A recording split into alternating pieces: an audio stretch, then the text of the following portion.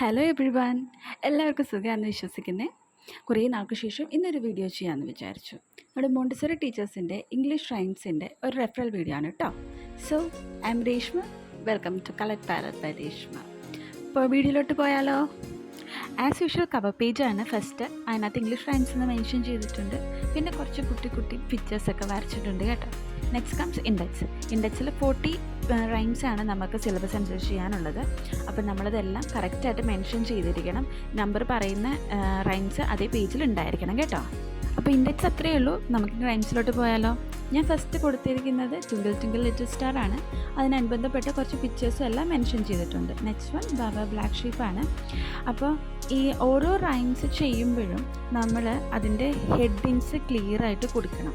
ആ റൈം എന്താണ് എന്ന് ഒരു കുട്ടി ഒറ്റ നോട്ടത്തിൽ കാണുമ്പോൾ അതിന് മനസ്സിലാവാൻ പാകത്തിനുള്ള കുറച്ച് അട്രാക്റ്റീവായിട്ടുള്ള പിക്ചേഴ്സ് വരയ്ക്കുകയോ ഒട്ടിക്കുകയോ അത് നിങ്ങൾക്ക് ഇഷ്ടമുള്ളതുപോലെ ചെയ്യാം. പക്ഷേ ആ റൈംസിൻ്റെ ഉള്ളടക്കമായിരിക്കണം നമ്മൾ ആ ചെയ്യുന്ന പിക്ചേഴ്സ് എന്ന് പറയുന്നത്. അതേപോലെ നല്ല വ്യക്തമായിട്ട് എഴുതിയിട്ടുണ്ടായിരിക്കണം എന്തൊക്കെയാണെന്നുള്ളത്. അപ്പോൾ ഞാൻ ഇൻക്ലൂഡ് ചെയ്തിട്ടുള്ള 40 പോയംസ് നമ്മൾ റെഗുലർലി ഫെമിലിയർ ആയിട്ടുള്ള പോയംസ് തന്നെയാണ്.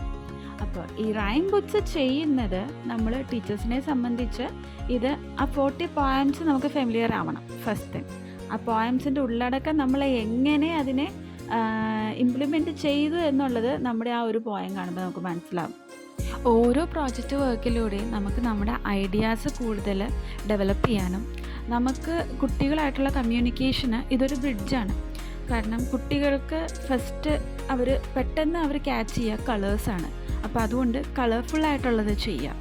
പിന്നെ അതിനകത്തെ പിക്ചേഴ്സ് അവർക്ക് ആ പിക്ചേഴ്സിനോടൊക്കെ ആയിരിക്കും അട്രാക്ഷനായിട്ട് തോന്നുക. അപ്പോൾ ഇപ്പം നമ്മളൊരു ഇപ്പോൾ best example twinkle twinkle little star ആണെങ്കിൽ പോലും ഒരു സ്റ്റാറിനെ നോക്കി ഒരു കുട്ടി നിൽക്കുന്നു എന്ന് പറയുമ്പോൾ ആ കുട്ടിക്ക് അത് കാണുമ്പോൾ ഇത് ട്വിങ്കിൾ ട്വിങ്കിൾ ലിറ്റിൽ സ്റ്റാറാണ് എന്ന് തോന്നും. അത് ആ കുട്ടികൾ അത് പിക്ക് ചെയ്യാൻ പ്രാപ്തരാക്കാൻ പാകത്തിന് വേണം നമ്മൾ ചെയ്യാനായിട്ട്. പിന്നെ നമ്മളിതെല്ലാം റെഫറൽ വീഡിയോസായിട്ടാണ് ഞാനിതെല്ലാം ചെയ്യുന്നതെങ്കിൽ പോലും ഇതൊന്നും ഡിക്റ്റോ ആയിട്ട് കോപ്പി ചെയ്ത് വെക്കരുത്. അതേപോലെ നമ്മൾ റൈം ബുക്സുകൾ കിട്ടും. പിൻട്രസ്റ്റ് വഴി, യൂട്യൂബ് വഴി, ഇല്ലെങ്കിൽ വേറെ മീഡിയാസ് വഴി എല്ലാം നമുക്ക് ഇപ്പോൾ ChatGPT വഴി കൂടി നമുക്ക് ഇതിൻ്റെ മോഡൽസുകളും കാര്യങ്ങളും എല്ലാം നമുക്ക് കിട്ടും. പക്ഷേ ഇതൊന്നും നമ്മൾ ഡയറക്റ്റ്ലി അതങ്ങനെ തന്നെ കോപ്പി പേസ്റ്റ് ചെയ്യാതെ നമ്മളുടേതായിട്ടൊരു വേർഷൻ ഇതിനകത്ത് കൊണ്ടുവരാൻ സാധിച്ചാൽ അത് വളരെ നല്ലതായിരിക്കും. കാരണം നമ്മുടെ മുന്നോട്ടുള്ള ടീച്ചിങ് കരിയറിൽ അത് വളരെയധികം നമുക്ക് ഹെൽപ്ഫുള്ളായിട്ടുള്ള കാര്യമായിരിക്കും. കാരണം ഇപ്പോഴത്തെ കുട്ടികൾക്ക് നല്ല ഐക്യമുണ്ട്. അവർക്ക് ഇതെല്ലാം പെട്ടെന്ന് അവർ ക്യാച്ച് ചെയ്യും.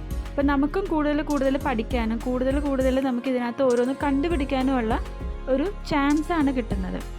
കേട്ടിട്ടില്ലേ, ഈണത്തിലും തഞ്ചത്തിലും പാടിക്കൊടുക്കുന്ന പാട്ടുകളൊന്നും തന്നെ മക്കൾ മറക്കത്തില്ല. അപ്പോൾ ആദ്യത്തെ അക്ഷരങ്ങൾ പറഞ്ഞു കൊടുക്കുന്നതും അവർക്ക് അത്രയും അട്രാക്റ്റീവായിട്ട് ആയിരിക്കാനും അത്രയും മനസ്സിലാക്കാനും അത്രയും ഇഷ്ടപ്പെടാനും പാകത്തിന് കുറച്ച് ആക്ഷൻ സോങ്സുകളൊക്കെ ആയിട്ട് ഇത് നമുക്ക് ചെയ്യാവുന്നതുമാണ് കേട്ടോ. ഇതൊക്കെ നമുക്ക് ഇൻക്ലൂഡ് ചെയ്യാവുന്നതാണ്. അപ്പം നിങ്ങളും നിങ്ങളുടെ പ്രോജക്റ്റ് വർക്ക്സ് എല്ലാം തന്നെ പുതിയ ഐഡിയാസ് എല്ലാം കൊണ്ടുവന്ന് നല്ല ഇന്നോവേറ്റീവ് ആക്കുക, നല്ല അട്രാക്റ്റീവ് ആക്കുക.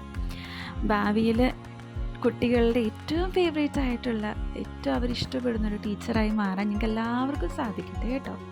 കണ്ടൻറ്റിന് കുറച്ച് ക്ലാരിറ്റി കുറവുണ്ടെന്ന് എനിക്ക് തോന്നുന്നു, എന്നാലും മനസ്സിലാക്കാൻ പറ്റുന്നുണ്ടെന്നാണ് എൻ്റെ വിശ്വാസം കേട്ടോ.